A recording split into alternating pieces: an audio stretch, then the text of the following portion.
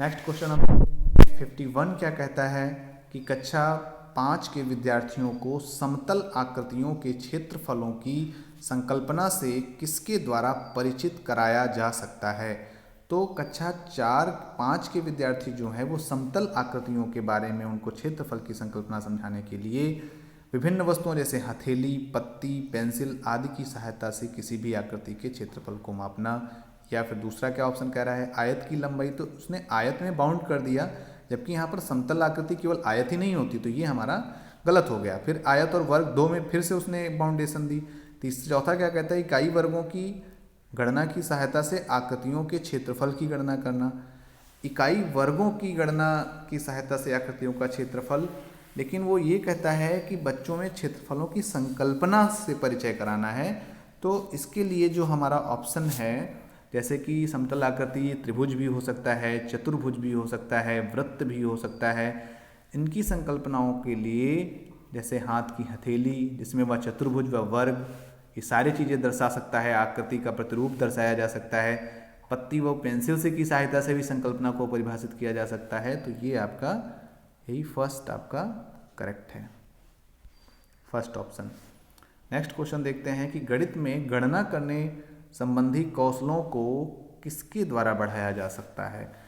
तो गणना करने संबंधी कौशल को एल्गोरिथम का वर्णन करके, ठीक है। नेक्स्ट पढ़ते हैं कि कक्षा में अभ्यास हेतु क्रियाशील गतिविधियों का आयोजन करके। नेक्स्ट क्या कहता है, संकल्पनाओं और प्रक्रियाओं को स्पष्ट करने के बाद अधिक से अधिक अभ्यास कराना। फिर क्या कहता है कि केवल संकल्पनात्मक ज्ञान देकर। तो इन चारों में सबसे बेस्ट जो है केवल संकल्पनात्मक, गलत हो गया। फिर क्या कहता है, संकल्पनाओं और प्रक्रियाओं को स्पष्ट करने के बाद अधिक से अधिक अभ्यास करना, या कक्षा में अभ्यास हेतु क्रियाशील गतिविधि। तो क्रियाशील गतिविधि ये आपका बेस्ट और यही करेक्ट है। नेक्स्ट क्वेश्चन क्या कहता है कि सुश्री रीना दशमलव के गुणन की संकल्पना का शिक्षण करने के लिए ग्रिड गतिविधि का प्रयोग करती हैं। उसका एक नमूना नीचे दिया गया, ये एक ग्रिड गतिविधि है जिसका ये नमूना दिया गया है। अब ध्यान देंगे कि यहाँ से वो चाहती क्या है कि इस पद्धति के द्वारा सुश्री रीना संकल्पनात्मक ज्ञान और समस्या समाधान पर ज़्यादा बल दे रही हैं और प्रक्रमणशील ज्ञान पर कम।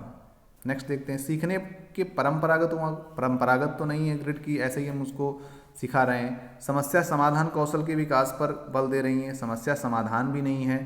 प्रक्रमणशील ज्ञान पर ज़्यादा बल दे रही हैं और संकल्पनात्मक ज्ञान पर कम। वो ऐसा नहीं है, वो संकल्पनात्मक और समस्या समाधान पर बल दे रही हैं और प्रक्रमणशील ज्ञान पर कम दे रही हैं। इसका कारण क्या है कि दशमलव के गुणन की जो ये संकल्पना के लिए दर्शाई गई ग्रिड विधि संकल्पनात्मक और समस्या समाधान पर अधिक बल दे रही है क्या कि जबकि उसमें गुणन क्रिया में दशमलव का स्थान का बोध आने के लिए ग्रिड से नहीं हो सकता है। तो ये हमारा करेक्ट है, फर्स्ट। नेक्स्ट क्वेश्चन चलते हैं कि योग और व्याकरण पर आधारित शब्दों में दिए गए सवालों को हल करने की विद्यार्थियों की दक्षता का आकलन करने के लिए आकलन के शीर्षक हैं। तो आकलन के शीर्षक जो हैं वो क्या हैं, सवाल का बोधन और सही जवाब लिखना, सवाल की पहचान, सही संक्रिया निष्पादित करना, गलत तो आंशिक रूप से सही, पूर्णतया सही, ये नहीं। तो यहाँ से सवाल का बोधन, निष्पादित की जाने वाली संक्रिया की पहचान, समस्या का गणितीय रूप में निरूपण, सवाल का समाधान और प्रस्तुतिकरण। तो ये हमारा इसका पहला जो ऑप्शन है वो करेक्ट है। नेक्स्ट क्या कहता है कि भिन्नों के योग संकल्पना के पाठ पर योजना बनाते समय शिक्षक पट्टी मोड़ने वाली गतिविधि का प्रयोग कर रहा है। तो ध्यान देंगे, भिन्न की अवधारणा को स्पष्ट करने से पूर्व एक शिक्षक प्राथमिक स्तर के विद्यार्थियों का कागज की एक आयताकार पट्टी को मोड़कर उसके मुड़े हुए भाग को चिन्हित करके भिन्न भाग को दर्शाकर समझाता है। तो इस प्रकार जो इस उपरोक्त विधि को जो कहते हैं वो विषय वस्तु से पूर्व की गतिविधि है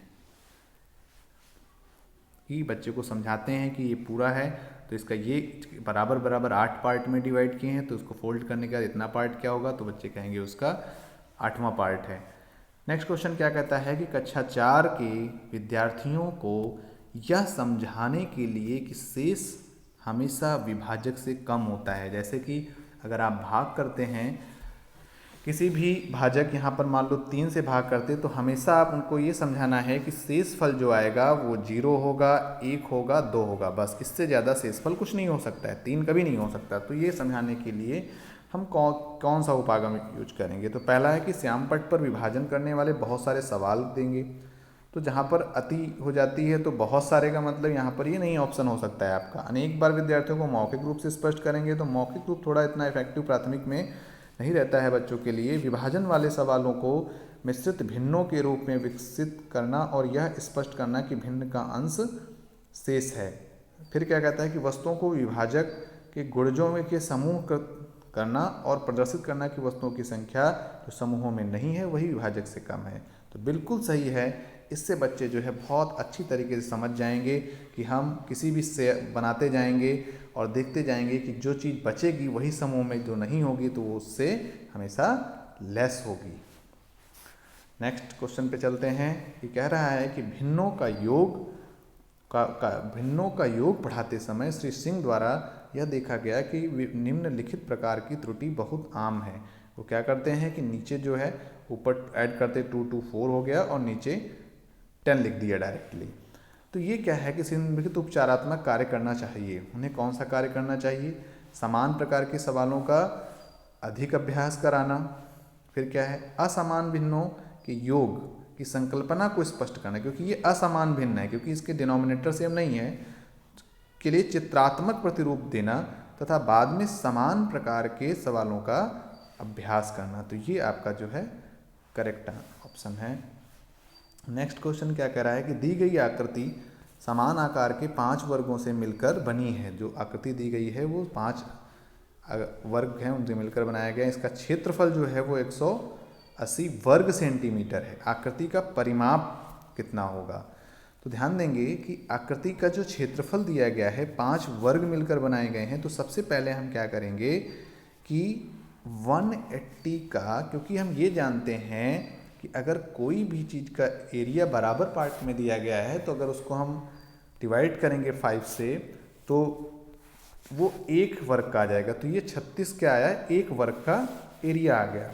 अब वर्ग की भुजा कोई भी हो तो ये ए स्क्वायर होता है उसका एरिया, तो ये हो गया 6, ये हो गया 6। फिर वो कहता है क्या है कि परिमाप निकालना है। तो यहाँ से हम देखेंगे 6 6 6 6 बहुत सिंपल तरीके से। तो यहाँ से ये 6 4 टाइम इधर की लाइन का परिमाप कितना हो जाएगा? 24। इधर से 1 2 3 4 5 6 तो 36 हो जाएगा ये। और 2 6 आपके यहाँ और यहाँ रह गए हैं, तो इनको हम 12 ऐड कर देंगे तो ये हो जाएगा 72। ये हमारा करेक्ट ऑप्शन है 72। बहुत सिंपल वे में आप कर सकते हैं, कोई ज़रूरी नहीं कि आप फॉर्मूले से ही करें। बहुत सिंपल तरीके से आप क्वेश्चन को सॉल्व कर सकते हैं। नेक्स्ट क्वेश्चन ये कह रहा है कि राष्ट्रीय पाठ्यचर्या की रूपरेखा 2005 मानती है कि गणित में चिंतन और तर्कणा का एक तरीका शामिल होता है। इस दृष्टिकोण को किसके द्वारा प्राप्त किया जा सकता है? तो ये जो गणित में एक चिंतन होता है, तर्क करने की क्षमता होती है, ये दृष्टिकोण जो होता है वो विद्यार्थियों को विशेष कोचिंग से नहीं आता है। गणित की सभी संबंधित पाठ्य पुस्तकों के पुनर्लेखन करने से भी नहीं आता है। शिक्षार्थियों को बहुत सारे सवाल करने से भी नहीं आता है। उनको आता है खोजबीन उपागम का प्रयोग करना, हस्तचालकों का प्रयोग करना, संकल्पनाओं को वास्तविक जीवन से जोड़ना, विद्यार्थियों को चर्चाओं में शामिल करना। ये सब चीज़ों से क्या होता है कि बच्चों के अंदर चिंतन की शक्ति बढ़ती है, तर्क करने की क्षमता बढ़ती है।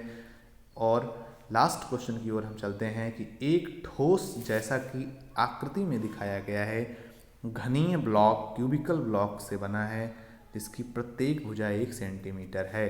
कह क्या रहा है? ब्लॉकों की संख्या बतानी है कि इसमें नंबर ऑफ ब्लॉक्स कितने होंगे।